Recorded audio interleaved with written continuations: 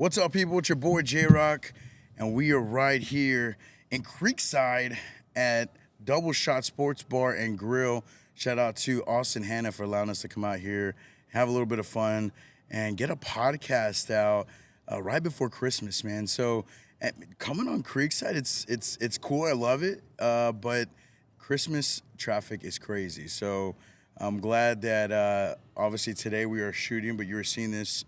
What is today? Today's the 22nd. So you'll see this on the 23rd. So we'll have 2 days until Christmas. And so just a lot of hectic stuff happening. But that's my favorite time of the year. It doesn't feel like Christmas, though. What I mean by that, though, spirits in the air, don't get me wrong. I love all that. But what I'm talking about is the weather. It does not feel cold. It does not feel like Christmas there. But, man, I'm excited to be here today, and I appreciate you watching. And I have an awesome guest today. I've been his producer. I'm his friend. I've networked with him, and it was great to see everything that he's doing in the community, but also he's just a badass dude, man. So we're going to talk about a lot of things that has happened new to him this year. And the biggest thing we're going to talk about is what did we learn this year, and what are we going to do next year? And when I hear Austin, and I produce his podcast, and he's talking with his guest, it's really awesome to hear all the motivation, and even in his guests to hear their growth that they've had in life. So without further ado, let's bring him in. Let's bring in Mr. Austin Spitzenberger. What's up, brother? You doing all right, man? What's up, dude? How you doing, man? Good to see you, brother. Doing good, man. How you feeling? Good, man. I appreciate you having me on. I think you said it pretty well out here in New Braunfels, Texas. I think, what is the temperature right now? A good 75, 80 degrees. Gotta be something like it that, doesn't feel like it doesn't feel like it. But like you said, coming here, there was a lot of traffic. You know, you could tell people are off work. Yeah. They're out of school. Yeah, they're getting those last minute Christmas presents. But yeah, man, super excited to be here, and shout out to Double Shots. Thanks for hosting us. They got the dope hats up front. The new hats, man. Austin's got some new hats popping out there. They may one of those may or may not disappear. No, I'm just kidding. I'm not a hat guy, honestly. I was about to say, I've never seen. Anytime he showed up, and anytime I have guests, I'm thinking headset, right? And I should have known this, like. Austin doesn't wear a headset even on his podcast, so I should have been prepared for that. I don't mind it. If I don't have to. You like repping the hairdo, bro. Yeah, gotta show off the do, man. Spend $100 for the haircut. There you go, right? You better not wear no hats. No, I wear a hat. If I'm wearing a hat, it's usually because what is underneath the hat is gotten a little bit out of control. Oh, dude. So it's just to mask it up, and then I got some hair flowing out of the back. But if it never really gets to that point. But wait. So let me ask you this. Yeah. What's the longest you've ever had your hair, and what time in your life was that the longest? Damn, that's a good question, man, because there's a specific time period that comes to my mind. Okay. And it's in Lubbock, Texas. We'll go back to I graduated a decade ago, 2015. So it's probably about 2013, 2014 in Lubbock, Texas. I got I don't even know what it was. It's kind of like a mullet thing going on. Okay. I mean, it's like I wore a hat everywhere I go. You know, Joe Dirt thing. Yeah. It's flipping out the back. I mean, it just looked like I belonged in Lubbock, Texas as a college student. Like I fit right in there. But yeah, that was probably about down to here. That was just an interesting period of my life. I go back and look at pictures of that, and I just don't even recognize that dude. I mean, I was probably 130 pounds, skinny guy, mullet. I mean, just running around, bar hopping, doing all the stuff. Yeah, I was about to say. So you were playing the college student as well, right? Oh yeah. Did you go to school out there? Yeah. I graduated from Texas Tech. So. Nice. Okay. Yeah, which is crazy to me too, because now that we think about it, like a lot, I don't watch football. Or I don't keep up with sports very much, but it's like they're really good, right? Yeah. So like everybody keeps telling me at the gym and stuff, or they see me wearing tech stuff or something just because I graduated there. But I mean, I don't really pay much attention to what's going on. And they're like, "Oh man, how about Texas Tech? Everybody's texting me. You gonna watch the game?" I'm like, "No, I'm not gonna watch the game." But I'm good. I'm going for it. I might be like a bandwagon guy. Where like if they make it to the national championship, I'll just get decked out, paint my face, and be like, "Yeah, I was here the whole time." But no, I guess they're really good at football. Apparently, they bought themselves a team, from what I understand. Yeah. They changed the rules or whatever, but I'm not very in tune with what's going on in the sports world. But I guess Tech is legit, and they're not supposed to be legit. So that's pretty cool. This NIL stuff, man, it's crazy. And it was funny because you said that about Tech, because I walked into a meeting. I'm not gonna say where I was at, but I walked into a meeting. I wasn't supposed to walk in yet, and this guy's like, "What are we doing here?" And we need to be buying. We need to be good. We need to be boosting our NIL because we need to be buying championships like all these other teams are, like Texas Tech. And I'm like, whoa. I'm just like slowly walking out of the room like that Homer GIF. You know what I mean? That's funny. You know? So did Texas A&M? Did they lose? They did lose, yeah. Oh, man, so the only team that is left is your school right now, Tech, bro. That's crazy. So do you know what it's down to? Like what the bracket is? I'm trying to look it up now. Yeah, go ahead. Take your time with it too. But my understanding is they're the last team. Alabama came out of nowhere and beat Oklahoma. So they're starting to make that next step. So I think they you got it there. I could tell. No, I got this. I got this. I saw this on social media. I saved the picture because I just thought it was so funny. But this guy, I guess he put since they made the playoffs, he went ahead and he did that. Oh no! Look at that. Show the camera right there. So I don't know if they can see it. They can yeah, they can see that. So I guess it just popped up on my feed. I guess the algorithm wanted me to see that, but I thought it was really funny. I guess the caption said the guy said if they were going to make the playoffs, he was going to get that in advance. Like, why would you get a tattoo in advance of something? I would have I would have just put 20. So that way, if it happens later down the road, you could change the last. Somebody in the comment section said their volleyball team was really good or something. So they're hoping that you could put volleyball, tattoo volleyball on there. Oh, that's crazy, man. Yeah, it's weird, man. But the things that people see, and this is probably why you don't like sports, because of people like that. It's crazy, man. It's not even that I don't like it. It's just I don't know. I have a very addictive personality. So, like, if I watch college football, like, I'm going to sit there and probably watch it, all day Saturday. Okay. So it's just, like, it's best that, I just kind of stay away from it. But it's not that I don't know. It's just. Well, I think that kind of leads into who you are, right, as a person and the things that you do. I see you very consistent in the gym. I see you consistent with your family, with your work. You know what I mean? So it's just that's as you as a person. Once you dig into something, it's like you're kind of going all in, yeah? Yeah, usually I like to, any extra time I just like to spend with the wife and the baby and stuff, and my wife doesn't really watch football or anything like that, so it's just more of like, when I do have that extra time, it's kind of just doing stuff that she wants to do or we want to do together, but, I think it's just the direction, life has taken. Oh, yeah, man. Well, question, okay, so now that we're into Christmas and you brought up family, man, so first Christmas, you're spending with your son, man, right? Yeah. Okay, so like, what's different this year than last year as y'all have been getting prepared for Christmas? I think it's kind of summarized really well in this TikTok that my wife sent me, and I kind of had this mentality going into it of like, he's 7 or 8 months, like, it's important and it's good, but it's not something that he's going to remember. Mm-hmm. Yeah, I'm like, you're not going to remember this. Okay. And then my wife sent me this TikTok, and I had a total paradigm shift in the way I thought about things. It was basically just it was showing this lady, and she was wrapping presents for 6-month-old, 8-month-old, whatever. And the caption basically said, in quotes, he's never going to remember this. And then the caption said, well, that's okay. This is for me. This is not for him. So it's like, it had a point of like, oh man, like he's not going to remember this, but this is more important to my wife, and I should change my attitude because this is only going to happen one time in his life. And just because he's not going to remember it, we're going to remember it. Yeah. So when he turns 2 and 3 and 4 later on, okay, then it's going to be more about him and the presence and whatever, and making those memories as a family. But I think for me, the main thing was kind of just like having that change of like, hey, don't give your wife such a hard time because this is for you guys. This first one is for you guys. So really excited. She took care of all the presents and stuff. I don't really know what he's going to get, but I saw like some toy trucks and stuff. So you're going to be just as excited. Yeah. Right? You're going to have to play with these things too. Exactly. Yeah. Yeah. And I watch him a lot. So I work from home. My wife works from home. So during the day, we kind of take turns watching him. So. Well, that's pretty cool, man, because spending that time is the most important thing.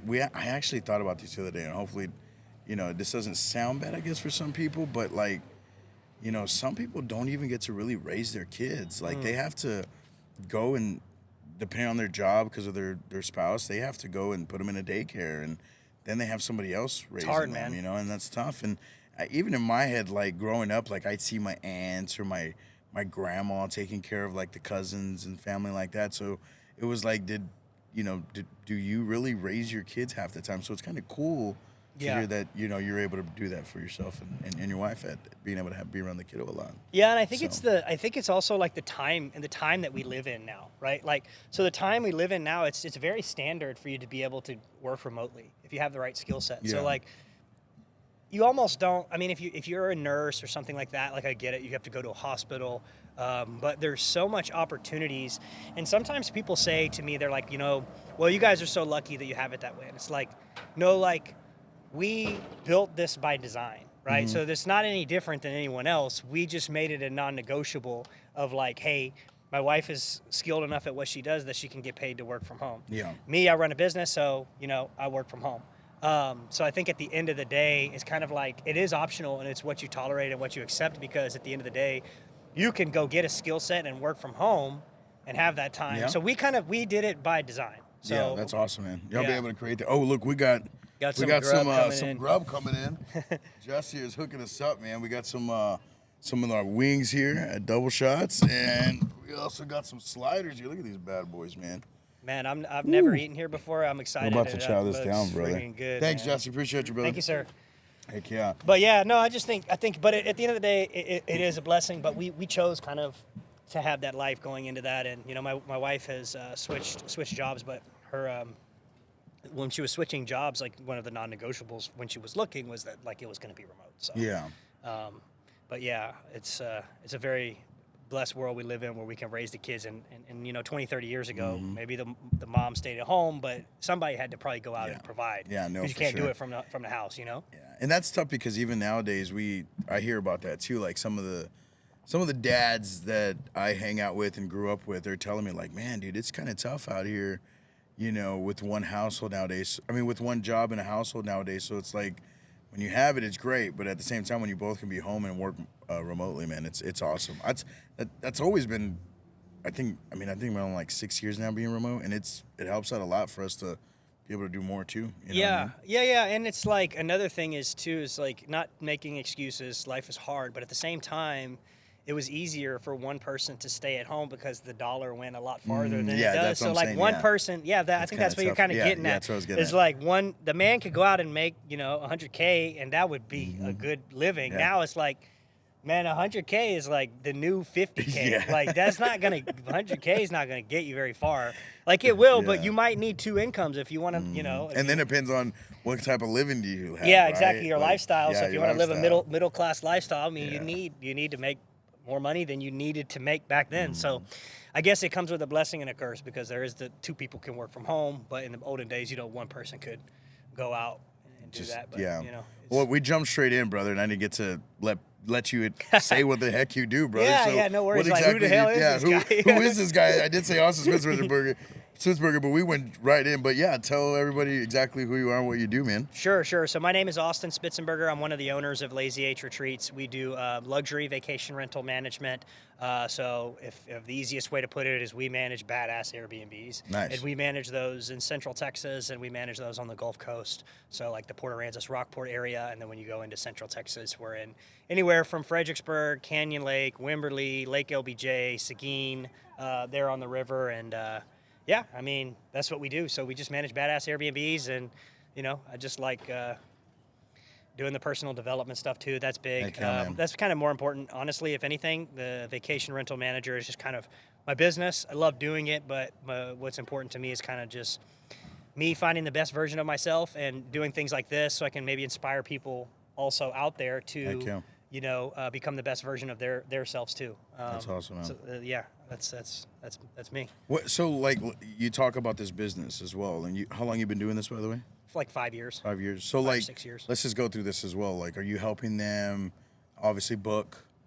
Is it like is it like, are you connecting it to what they're trying to go on vacation with? Is it, are you building this into a whole group of what, like, depending on what's around the Airbnb and things like that? Yeah, so basically we just do full service management. So everything from booking to guest communication to dealing with the cleaners and the handymen and all the operations regarding it. So when the toilet overflows at 10 o'clock at night, they don't call.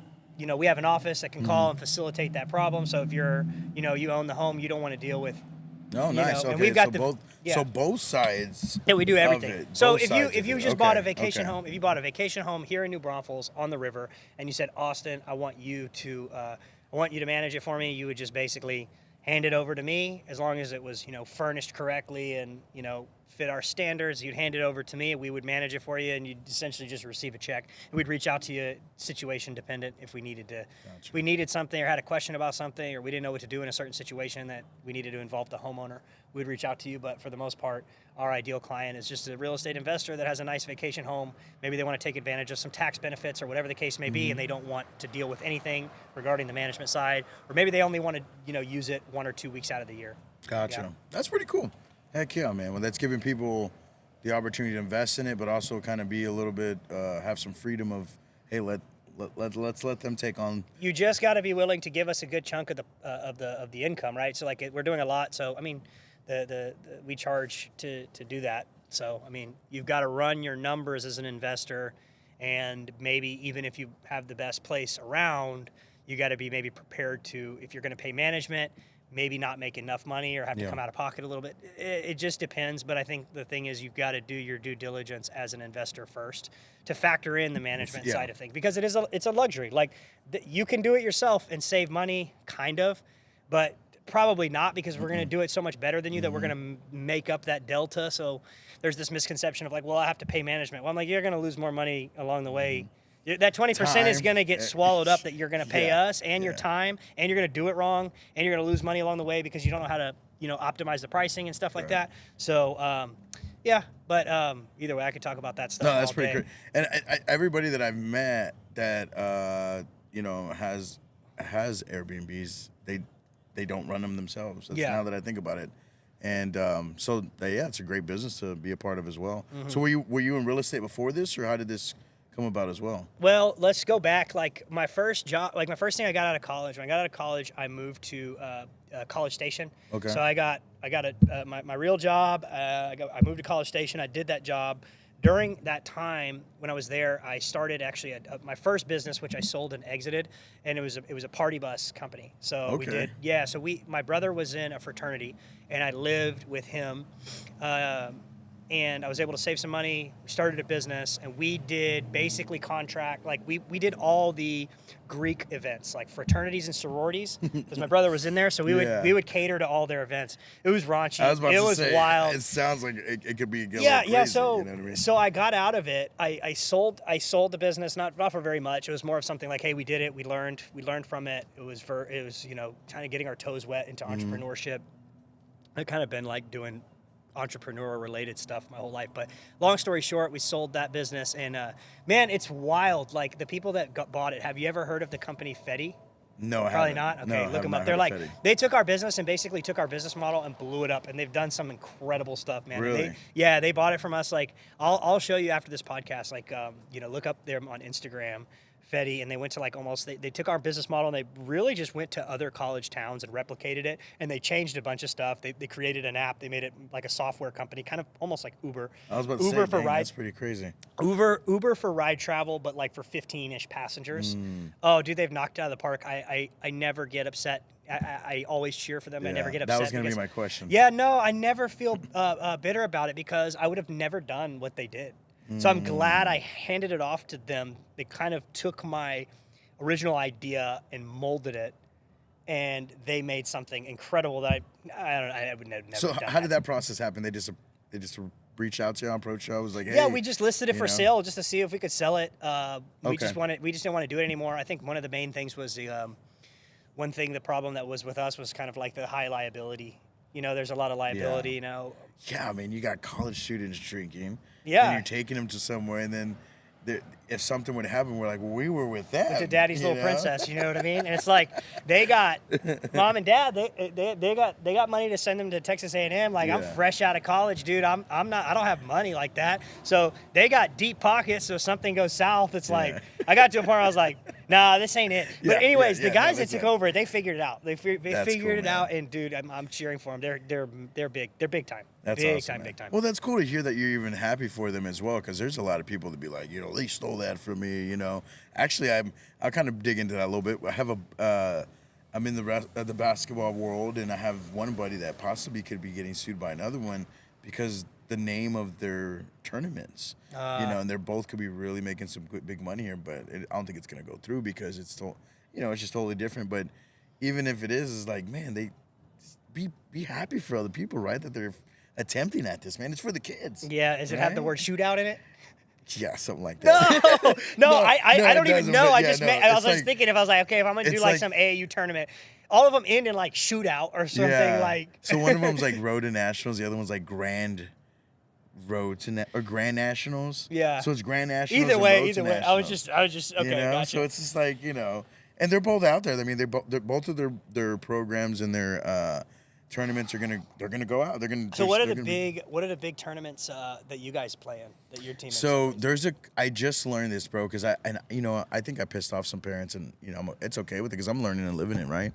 So we go to Vegas the first time, and what's Vegas? Vegas is the big one, right? Yeah. So what's it called? It's like the main event. There's all these. Like, dude, it starts from like beginning of like May, and it goes all the way to the end of July. But they're all like a big. They're all big, but the big weekend is like the weekend after 4th of July, and then like. What is the tournament called? Do you know what it's called? So they change it, but it's about it's like the brands. So Bigfoot and I forget the other one, but Bigfoot is who I work with, and I love it because they certify you. So each team has to literally get certified. Each player has to get certified and like create an account. So that way, whenever they come and they bring your team, they know that you're not cheating, because that's a lot of what select basketball is. Like, bro, there's times where like you're playing 7th grade tournaments, and the guy's like 23, and the guy looks like he's got a mustache and he maybe has 2 kids on the side. You know what I mean? He might. Yeah, he might. But it's just like, come on, and you find out like by the end of the tournament, he was a 9th grader playing 7th grade. And they came. He's trying to get looks or something. And I'm not saying it's Laredo, but that was gonna come like they came from like Laredo to drive down here to play in San Antonio. Shady Laredo guys. Yeah, I'm not saying it's Laredo, but he could have came from a gallery. He could have came from San Antonio. But my point is, it's just like that's the shady part of select. The guy that owns Double Shots, his name's Austin, right? Yeah, he's like a big Austin UT guy. He is a big man. UT guy. I wish he was here, because are we live on this or no? No, we're not live on this. Well, anyways, maybe ask him about it later, but. Or I'll Google it after. But there was some guy on the University of Texas, I feel like, that was like, he was like 37, but he was on the football team. Dude, I'm telling you. Was it because he went back to college or something like that? Or what? Yeah, let me see. That'd be pretty funny, man. Let me see if I could get this real quick. It'll take a second. That would be, that's definitely a... Here, let me ask ChatGPT real quick. Yeah, go ahead. I'm gonna look on my side too. I don't have internet. Hey, so I was looking for we're having a podcast, and I was looking for some ChatGPT. Some guy that played football for the University of Texas, and he ended up getting busted. And it was a while back, but he was like in his 30s or late 20s or something. But I don't know, what's the story here? Didn't he like massively transfer around a bunch of times, and he just kept playing football in like his early 30s? Can you do some digging and tell me like, who's the guy I'm thinking of? You know what I'm talking about. Good old AI, man. Let's see. Hopefully it'll work for me. So it sounds like the player you're talking about is Jonte Cook II. He started out at the University of Texas and then transferred a couple of times. He went to the University of Washington and later on to Syracuse. In early 2025, he got into some legal trouble and was arrested in Fort Worth on a couple of misdemeanor charges. But just to clarify, there's no indication he's in his 30s. He's still in his 20s. I don't think that's the guy. No, there's a guy.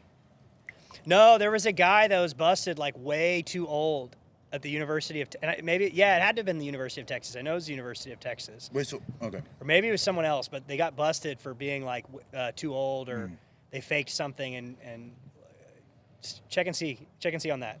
Yeah, I was about to say. I think so that's how he got in trouble, was he was older, but he was saying he was younger. Yeah. Bro, how do people get away with that? You should know. I don't even think he started. So the player you're thinking of is Ron Weaver, who actually played under a fake identity back in the mid-1990s. He was about 30 years old when he joined the University of Texas team by pretending to be a younger player named Joel McKelvey. The whole thing got exposed right before the Sugar Bowl in 1995. It's definitely one of the more famous identity fraud cases in college football history. Yeah, I think that's the one I was thinking of. So you have to ask Austin just to verify that. But man, that's funny. Yeah, I just know there's some guy that's known for like anyways, but it brings back to like the ninth grader in the 7th grade tournament. When I was playing AAU, it was like the Vegas event was like a really big one. I think it was the biggest one, but it was called like the main event or something at the time. But you got to remember, that was over a decade ago. But it's a big. It's, bro, that's it. That's it. Yeah, yeah. Now that came to my brain, the main event. It's the one. It's the one, right? It's like that one, and I think there was one more. Maybe in. Wait, so speaking of sports, what did you play? Basketball. Oh, did you? Yeah, I was good. I played AAU, man. I played AAU. I was a freshman. I was a freshman on JV, but I could have played on varsity. I could be that guy. I could have. But anyway, sophomore, junior, and senior year, I was on varsity in Fort Bend ISD. You know Fort Bend? I don't. It's outside of Sugar Land. Yeah. It's like it's like. Weren't you like blue and yellow? Or no, well, Fort Bend was like Fort Bend was the district. So there's about 12 teams in there. The district. It was, I think it's like 6A now, so it's outside of Houston. But yeah, I did that, and I was very smart. I was very skilled. Like if we went to go hoop at the place. See, I'm curious, bro. Like, no, I haven't played in a while. Hoop, bro. No, you would be able to tell. You'd be like, okay, he's got like. College. No, I mean probably if I would have tried and I had my head on my, I didn't have my like. I had my head on my shoulder, probably played D3, D2, something like that. But But honestly, it was like it was just a point where I was like I was too small, too unathletic. But skill set wise, I mean, I was a player that like even sophomore, junior, and senior year, I would come in the game and I wouldn't go out because I was smart. I was a leader. I could command. I was a commander of the troops. Like I'd tell people what to do. I was very good fundamentally. I never turned the ball over. I had really good handles. But just 5'9" white guy, unathletic. I mean, What made you gain your respect from your teammates? For you to be that person and sound confident that you were that person. I have some kids on my teams that they try to be that guy, but the other guys don't listen to him sometimes because he's really not putting in the work, or he's not. I think that's it right there is putting in the work, and I think some people that not everyone's a leader, and some people need to be led. So I think it was just stepping up, and it's like other things, like the little things. Like I would take charges, right? Like if I'm gonna sit in there and some 6'4" black dude is just gonna fucking run me over, like what does that say? Like that little white boy's crazy. Like I'll listen to him, I'll get behind him, right? Okay. So it's kind of like you can't go out there and you can't be like a floor general and tell people what to do if you don't have the receipts of like, okay, I really do value this guy as a leader. Yeah. Like he's gonna do what he said he's going to do, and he's going to show up, and he's going to outwork everybody and stuff like that, then people are going to do it. But if you're just like, I'm going to be the leader, I'm going to tell everybody what to do. And not do shit. But you don't do that, then no. But you know, like when you're watching these kids, you observe them, you watch how they carry themselves outside of the gym. Absolutely. And you watch all that stuff, so you know, like, hey, this guy, like, I need you to step up and you need to run this because you're the guy to do it. I see the way that they talk to their mom, their dad, the way they treat the other kids, the way they treat their brothers and sisters, because all that really, it all comes together, right? Yeah. So what were the things that you learned in sports that young that you kind of use today in life, or what taught you in life, man? Everything, man, everything. So that's another thing is like there's, and I'm going to translate this into my son's life, is there is so much value in competitive youth sports. Yeah. I mean, when you're young, fine. The neighborhood team is fine. Right? But you get to this point where you think you're the best in your neighborhood, and you go to that regional AAU tournament, and you get smacked in the mouth. And you're like, you're not as good as you think you are. So there were times growing up, just about every weekend in Houston, I would go into these gyms with hundreds of people at these tournaments. There would be 2 white people in there. It'd be myself and my dad. And your dad. Bro, and I learned so much about life real quick. And really? and that was really my entire childhood. Like, we have stories of this is how kind of ignorant we were. We showed up, so we practiced. Literally, we practiced in, if you're familiar with the neighborhoods in Houston, in the third ward. I'm not, but the third ward, okay, yeah, Emancipation Park. Emancipation Park. That should tell you what you need to know about the demographic there, right? It is what it is. Yeah. So we would practice in these neighborhoods, every week. So I saw a lot of stuff, and that one of the good stories was like we pulled up to it was a national holiday for the Bloods, right? So their gang or whatever. Oh, dang. So we pulled up to practice, and like there's this big ass barbecue going on, and everyone's wearing red. And me and my dad are like, well, they're just a family reunion, right? Like, we're just white guys from the burbs. So we're just like, family reunion, cool. So anyways, we go in there and we're going to practice, like whatever. We just think it's a family reunion with a big ass family. Yeah. And the coach, he comes rolling by and he's screaming at it. He's like, get back in your car, get back in your car.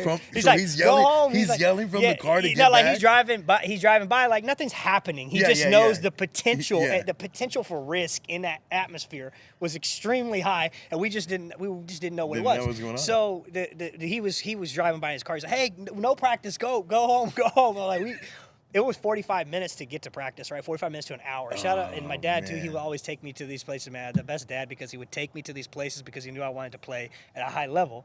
And in order to play at a high level, you've been. Best, man. Yeah, and when you want to play with the best, you got to go into neighborhoods where you're going to be a little bit uncomfortable. Mm-hmm. And you're going to learn a lot. And it teaches you, to me, like, that translated into real life, because if I was able to put myself in those kind of situations at a very young age, like, I'm not afraid of very much.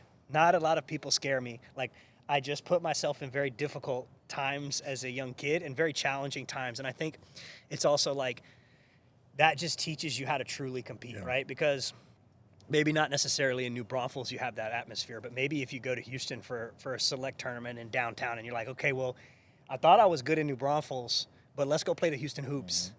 Like, what are the teams in Houston that are really good? I know the Hoops have been around forever. When I was then, the Houston Defenders was the team. Anyways, but these were the teams. But there was those teams that you get a reality check. Drive Nation, I remember that one specifically. Drive Nation, man, we could not beat them. They were just too aggressive, bro. Like, and they're a team full of black kids, but they're more not even like Drive Nation.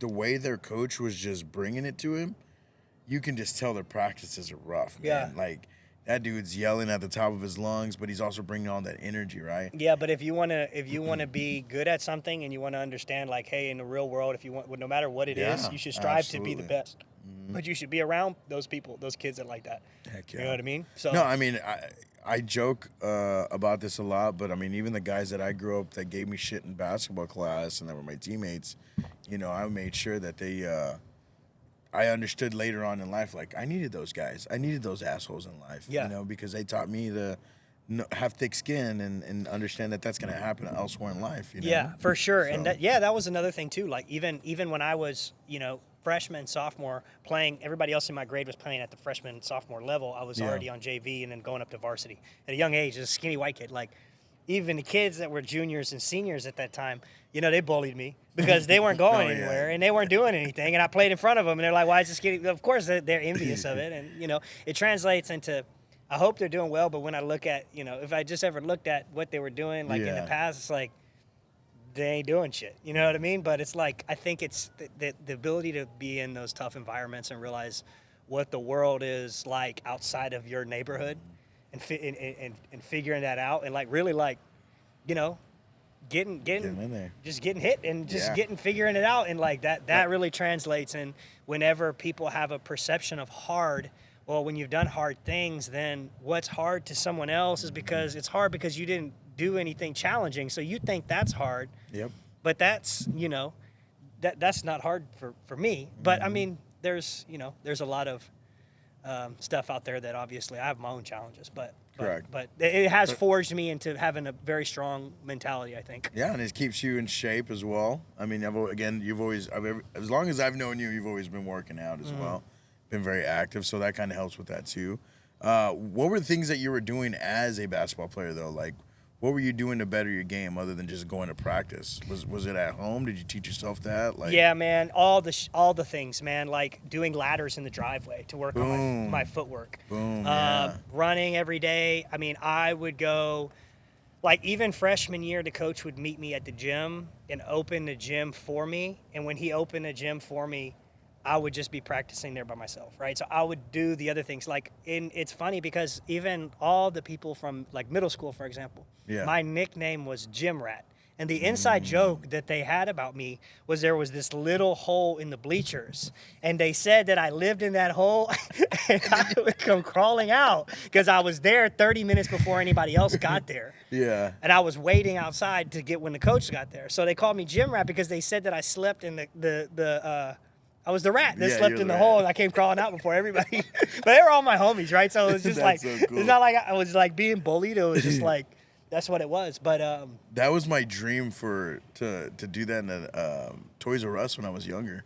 Yeah, I wanted to get locked in a Toys R Us overnight and just go to town. I feel like there's got to be like a movie on that or something. There is. Okay, I was about to say, that's a perfect and they even made a movie out of that. And you were like, that was my idea. That was my I was idea. gonna do I that. wanted to do that. Unfortunately, the guy that actually did it was like a criminal.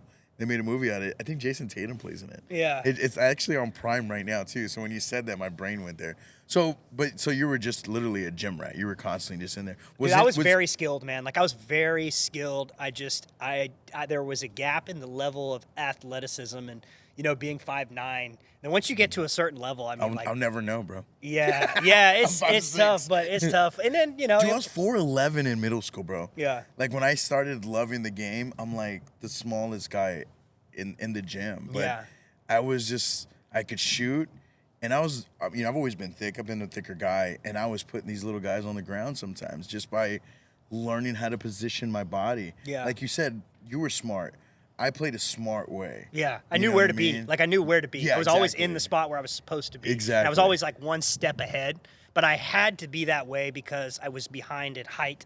I was behind in athleticism. So in order to play at that level, you have to do things outside of it. You have to be able to take charges. Correct. So I need to get a turnover. Okay, well, if I'm guarding, the point guard I'm guarding is 6'3" and has 40 pounds on me, okay, he's got the clear advantage. I got to take charges. Yeah. Like I've got to do these things that other people aren't willing to do in order to stay in the game. And that goes back to your leadership thing. Whenever you do those kind of things, people will follow you. Correct. Because they're like, if he's laying his body out, if he's 5'9" and 140 pounds getting Taken run out. over, like, Yeah.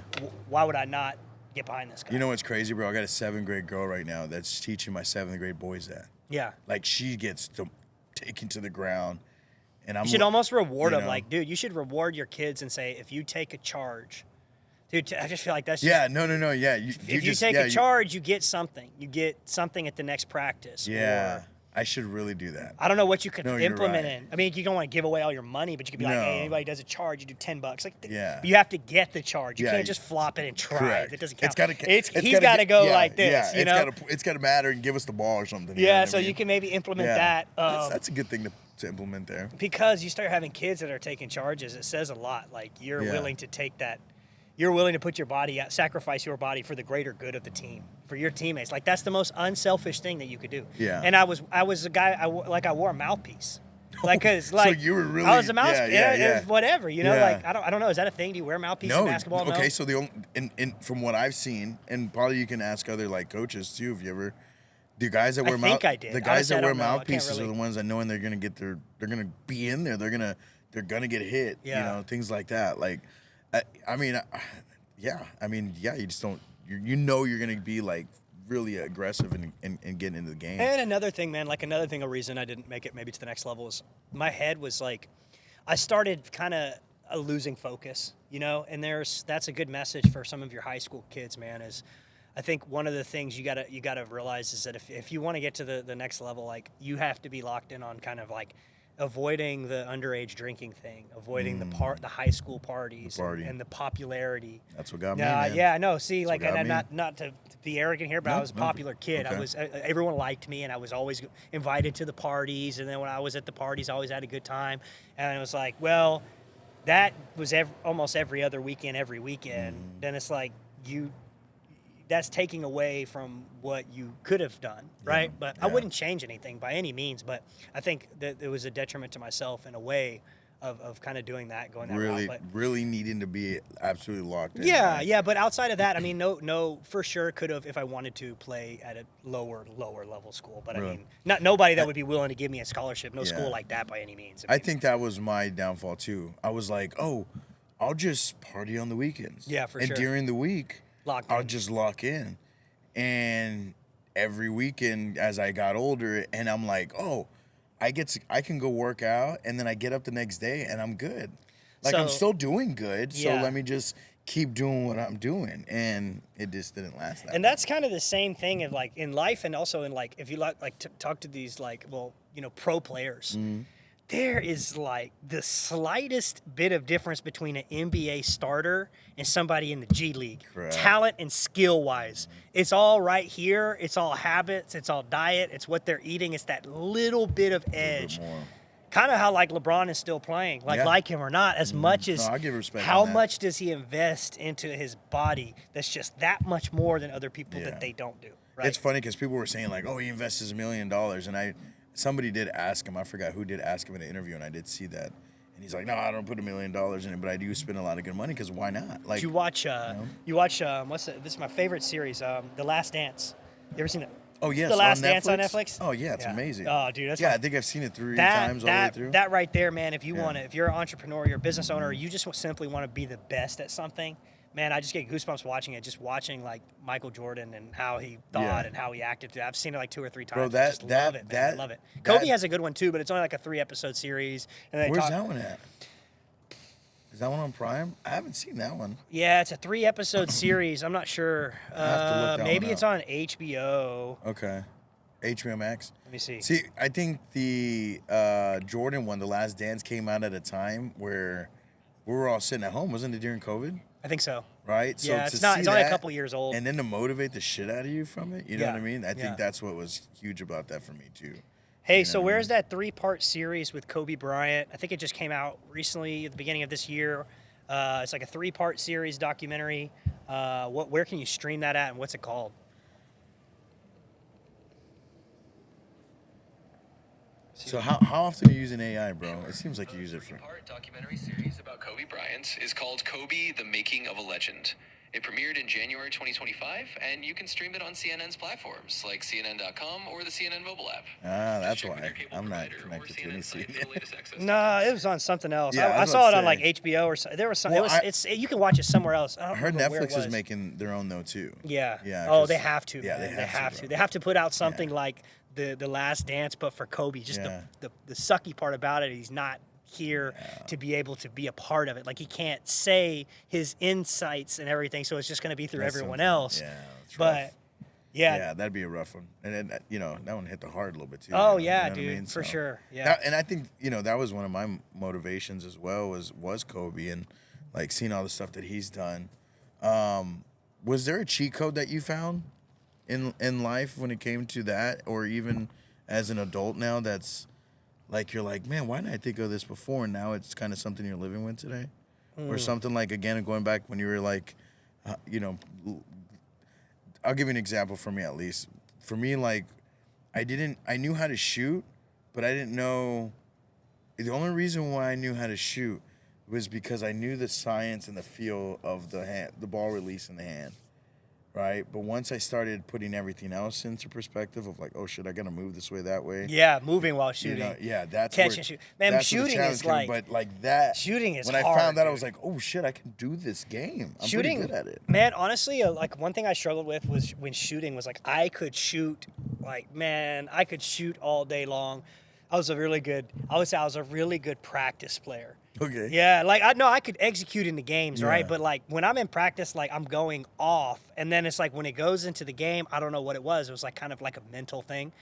And so Was it a confidence thing? yeah, I think it was, man. a lot I of think it kids that have a was. lot of confidence I think it situations, was, man. man. To be honest with you, and I don't know why, because I put in the reps, but at the same time, that brings that like back to your point of like, you can shoot. Anyone can shoot and catch and shoot. Yeah. That shit is fucking easy. I could give me like 30 minutes and I'll just start busting Draining. threes. Yeah, Yeah. just shake off some Yeah. rust. But yeah, it's a mental game, man. You got to be able to block everything out, and then you got to do it so much that it's just like routine. Natural, man.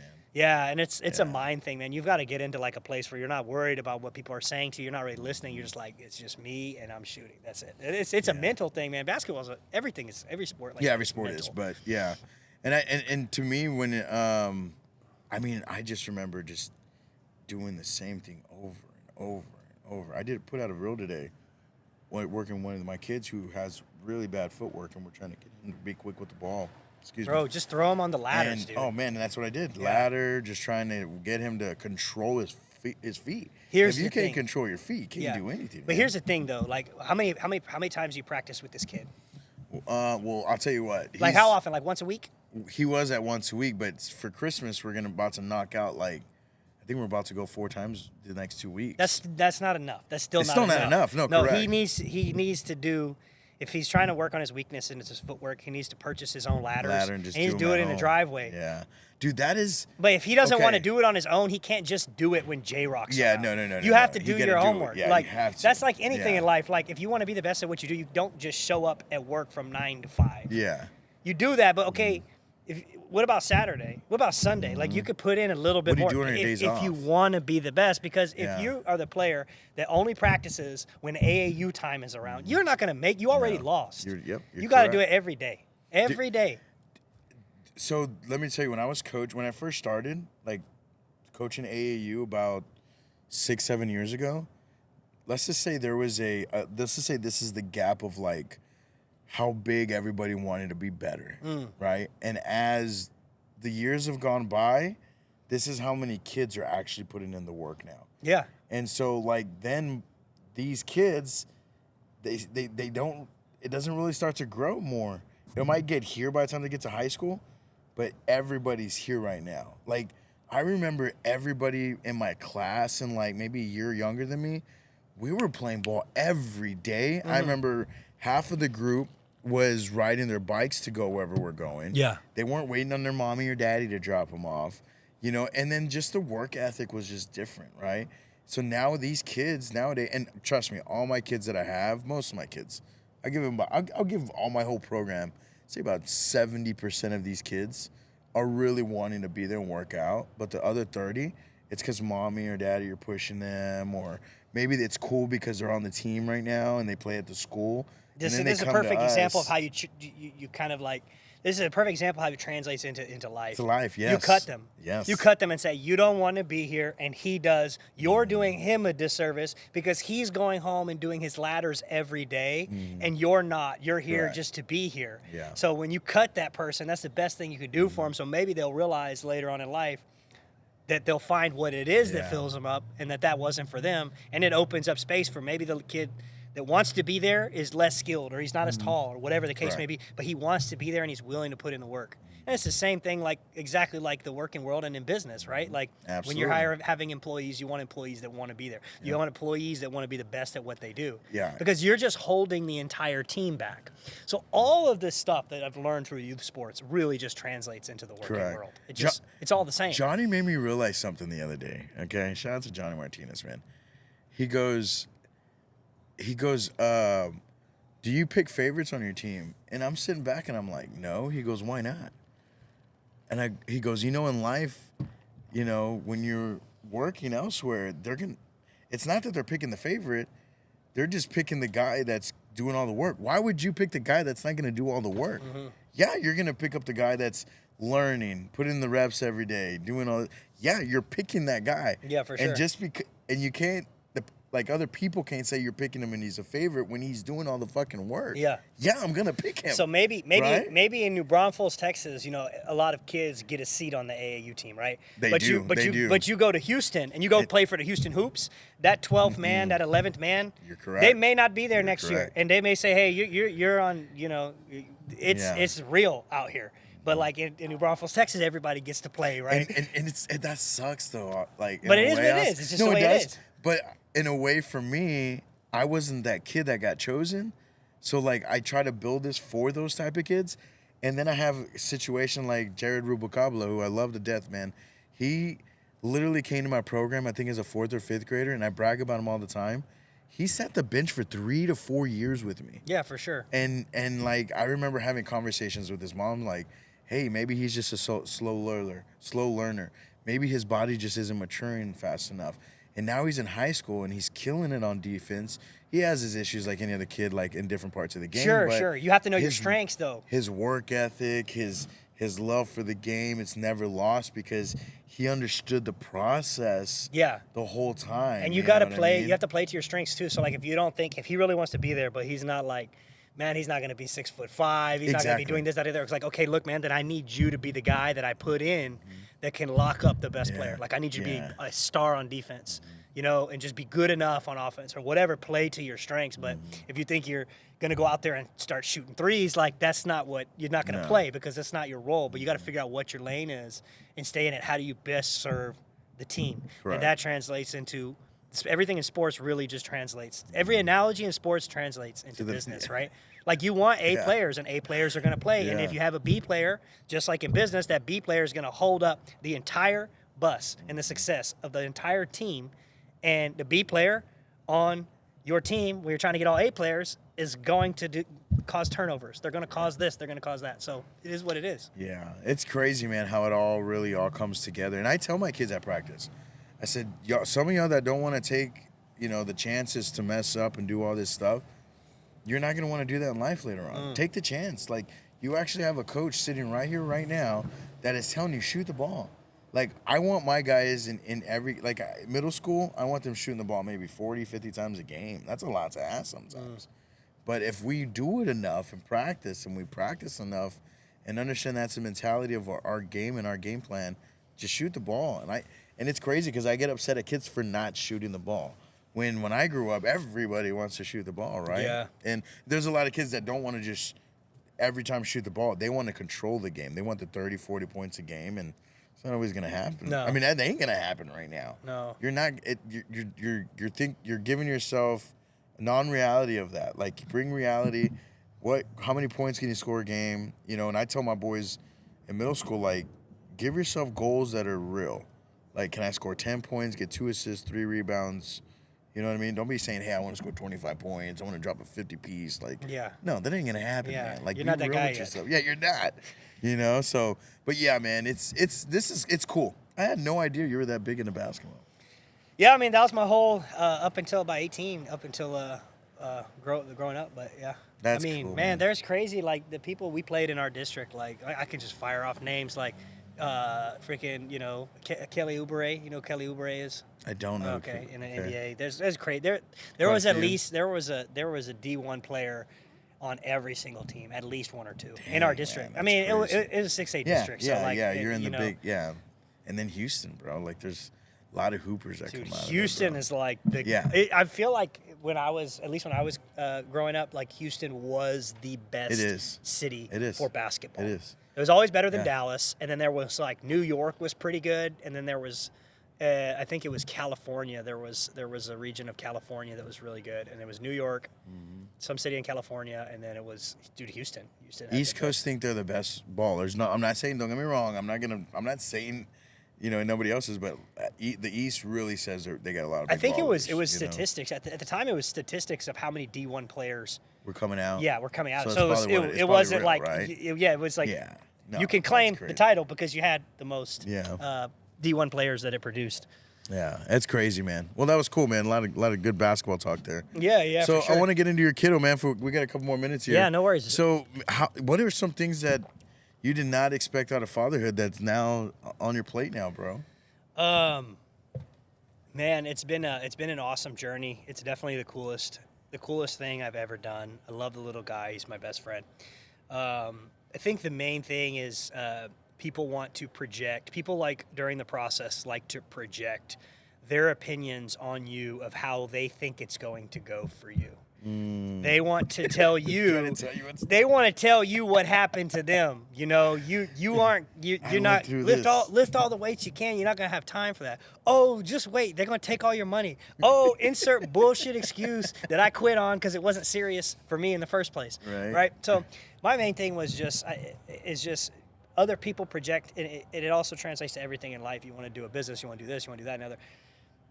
Everyone projects their limiting beliefs on you of what you can and can't do, and it's not their fault. That's just their perception of themselves, thinking that I gave up going to the gym, so you're not going to have time.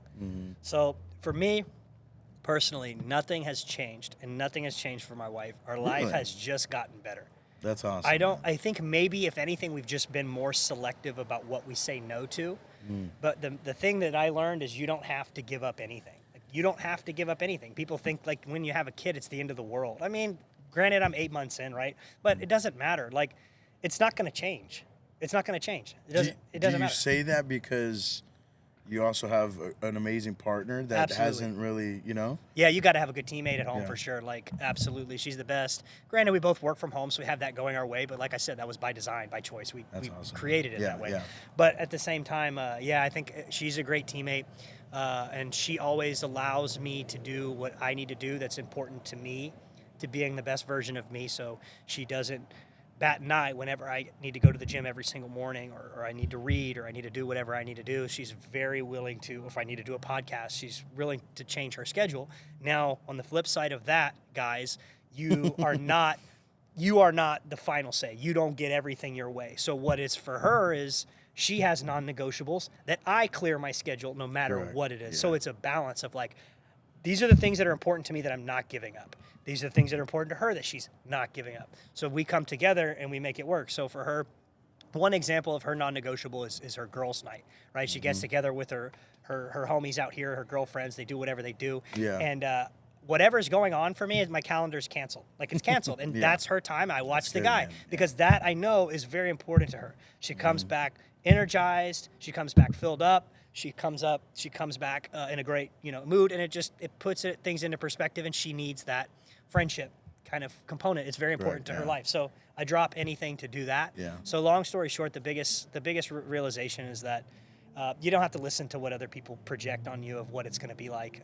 It's really amazing, and for anybody that's going through that, I mean, it's just fun, dude. I love it. I wouldn't change anything. And That's so cool. And then, then the next thing they say is, oh, well, just wait till the second one comes. It's like, nothing's going to change then either. If the 8th one comes, I'm still going to fucking figure it out. Same way, right? Yeah, but it's cool, though, man. It's That's really a great cool. mindset to take into that, man, because you're right. People are like, I've seen people about to have kids, and they thought it was, like you said, the end of the world. Like, oh, my God, what do I do?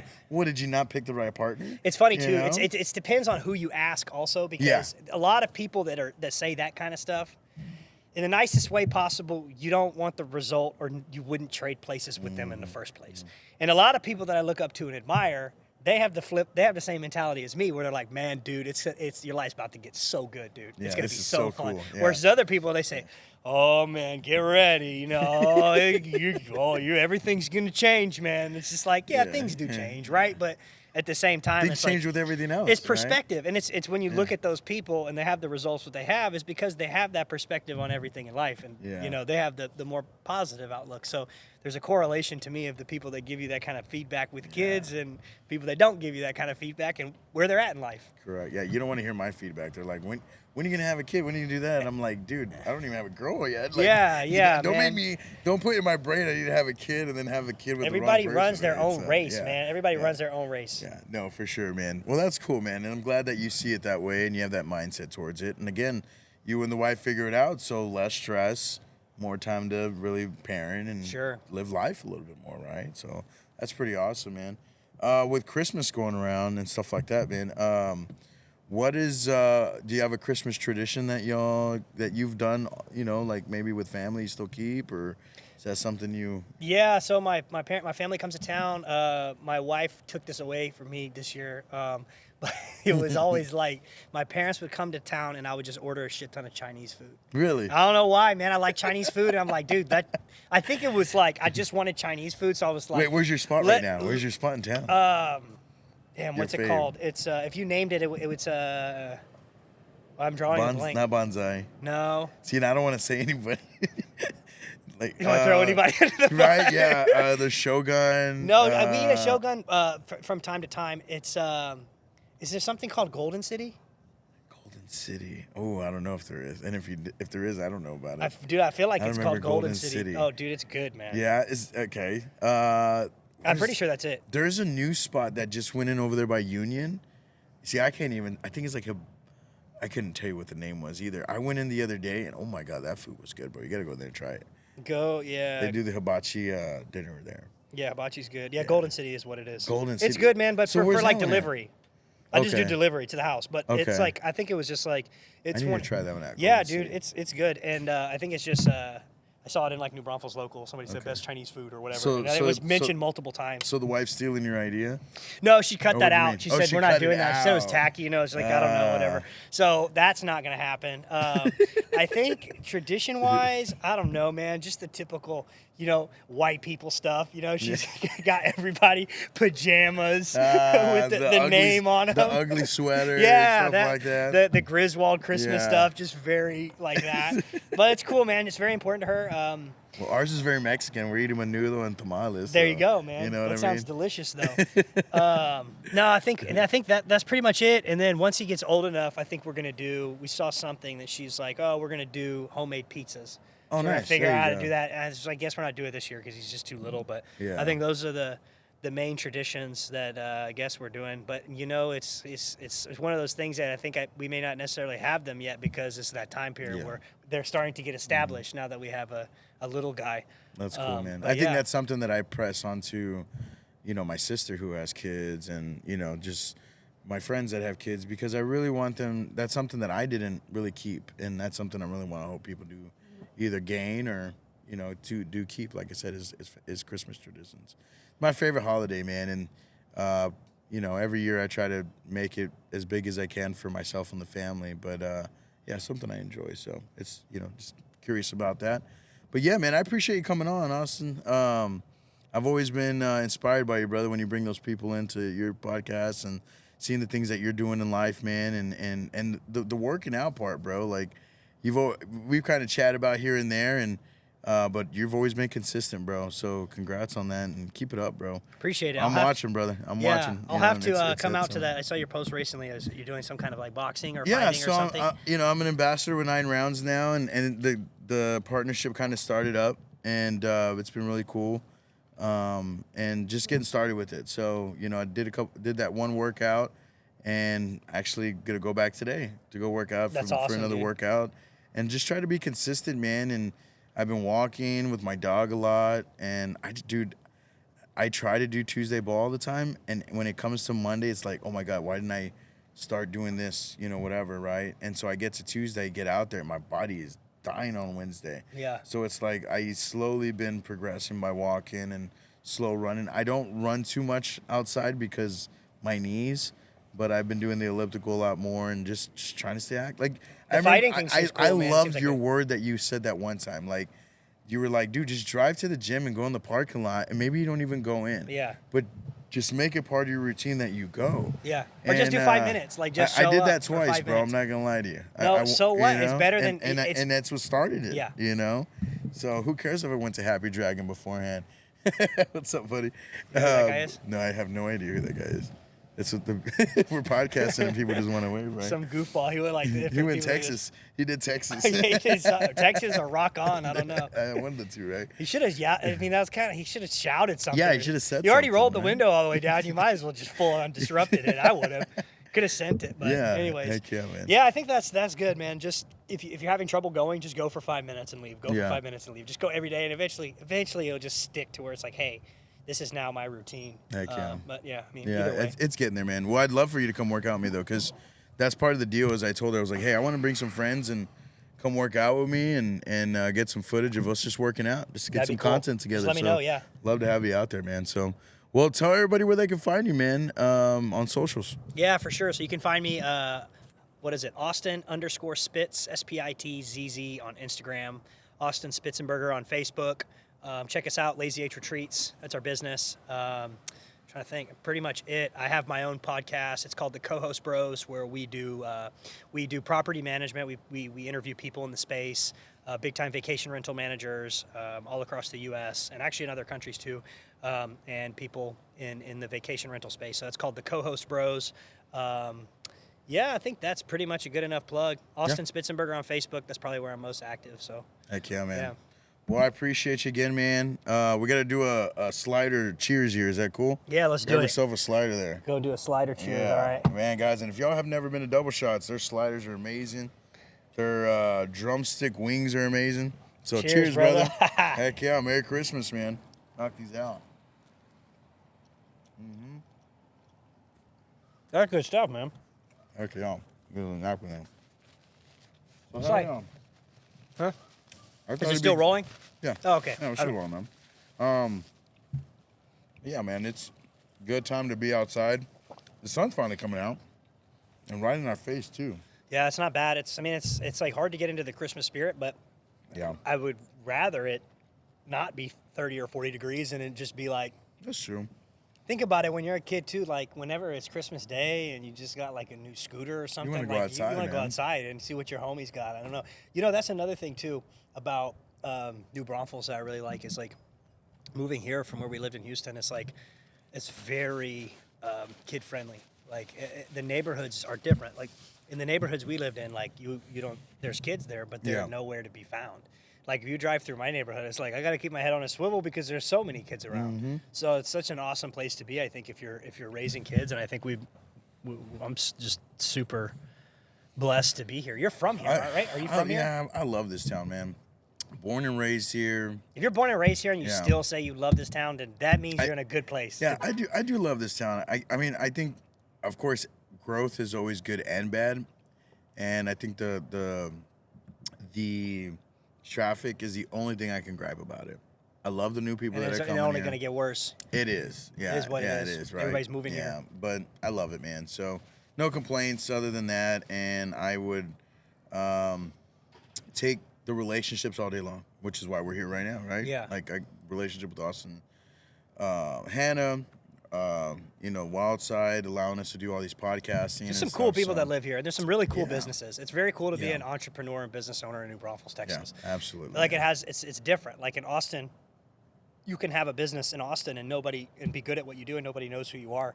But like here, there's They're going to know. yeah, you do something and you do good work. It's very easy to get known and get into the right circles and make the right friends. It's like small town, but it's not. Yeah, yeah. It's weird. It's like has a small town vibe to it for now, but it's also like there's plenty of opportunity here, and it keeps Absolutely. growing. So it's like you can do cool stuff here. Bro, we're moving up. We got a Top Golf, bro. That's big. That's big time. That Dude. is You have a big Top time. Golf. Yeah, Those people yeah. are not that are making those decisions to put a Top Golf here. They ran their numbers and they saw something in New Braunfels where they're like, "Hey, if we We gotta spend take all it." this money, it's going to pay out." So they know it's a place to be. So with that being said, I'm gonna put this last request in. All right, people. I want a Dave and Buster's here. DMB. DMB, man. Give me a DMB. I'm a big gamer. I want to not have to drive to San Antonio for that. What do they have at Dave and Buster's? Pizza? They got the pizza place there, right? Peter Piper's I'll or be whatever. I've truly never honest even with been you. there. I have no idea what kind of food Dave and Buster has because Oh, I okay. always go for the beer. Yeah, and the he's games. just going for the games. He's going up there to get a buzz and shoot some Some hoops. hoops and play some NBA Jam or whatever the heck's out there. Dude. There's this diversions place in San Antonio off of San Pedro.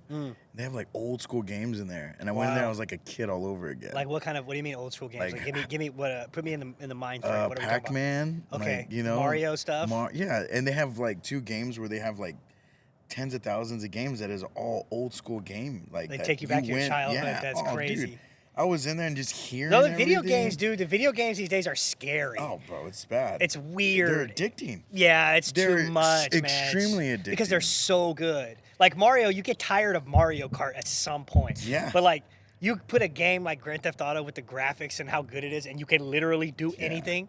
Like, it's scary, dude. And it's scary for a person like me that like, and I mean this in a good way, but it's scary for me. Like, yesterday, I will tell you my day. What I did yesterday, Austin.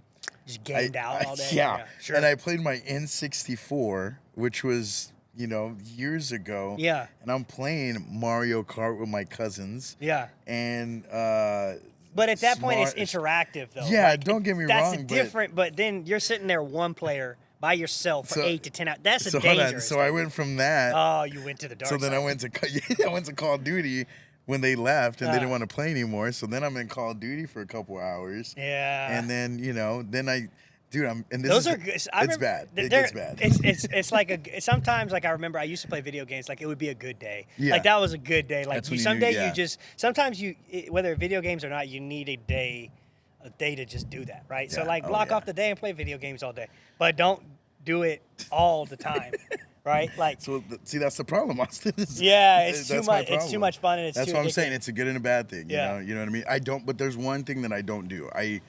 It's very rare, but I do not play video games during the day. Yeah. I only play them at night. Sure. You know what I mean? It could be like a reward for yourself. Yeah. Like, hey, did I accomplish what I needed to get done today? Okay, Correct. then I play video games. Yeah. If I play video games during the day, it's because of that. Like I am just completely accomplished. Everything's done. And because then I'll be playing and my brain takes me there like, dude, why you sitting here and you should be getting this done? Yeah, if you feel guilty about Yeah, it, that's I do feel guilty about then it. that's your internal conscious telling you should be doing those other things. Exactly. But if you got those other things done and you can sit there and be like, no, I kept the promises to myself and I did what I was supposed to do that day, Correct. then you can play video games without a guilty conscience. Exactly. But that just shows that you're like a high performer because you Yeah. have that intuition speaking inside of you of like, I should be doing more. Mm-hmm. But other people, they're like, I've given up. You know? Dude, I'm cool, man. I don't feel guilty. I just want a game. I sat there and was like, I want to be a streamer like these other guys. And I sat there for 2 days. I'm like, how do these guys sit here for you have to literally sit there for like 5 to 6 hours. I can't even sit there for 3 hours. When people sometimes. watch you play video games. Yeah, well, not even that. Like, so Twitch, Yeah. there's like a deal where if you want to be a content streamer like that, a gamer, you have to play for a certain amount of hours every day. And if you don't, then you don't get Your money or sponsorships. So as I'm sitting there playing, Then it takes something enjoyable you know? that makes it not enjoyable anymore because you have to be there. And so now then you're you're like a burnt slave to out. it. Yeah, Mhm. you're just like, I have to Yeah. play like a job. Yeah, That's yeah. not fun. See, that isn't. You know, and to where like I enjoy podcasting and I love it. Even on a bad day, I'm like, I get to go talk to somebody. Yeah. You know, we could be talking about my bad day, but you know, it's still part of the podcast. You know, so Yeah. yeah. Anyway, it's just crazy, man. It's crazy. We just rambled off on that too, but yeah, it's just it's awesome, man. But it has. That's why I said it's good and it's bad because it could jack you up. You know. Yeah. So anyway, all right, man. Well, I appreciate you, brother. Merry Christmas. Everybody's gonna watch this on the 23rd, so they'll be checking this out. Hopefully, watching this on Christmas Day. Who knows what's going on? But appreciate you watching the KickRocks Podcast, man. And we are our biggest. I guess most of our episodes are on YouTube, so make sure you go check us out on YouTube. There you'll see different shows that we have, from Social Plug Podcast to the Shoot the Shit Podcast with me and Johnny, which we are shooting on Monday with Martin Moreno and Huda Moreno. So we're pretty excited about that live podcast at the Wild Side, which we've been having shows at.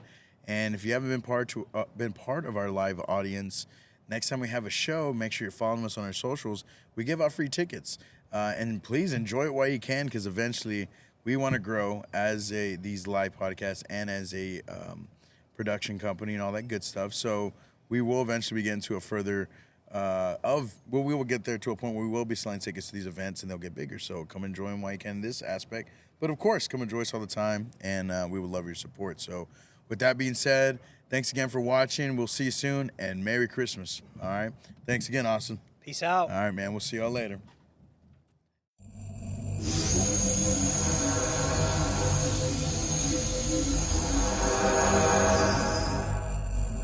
Moment.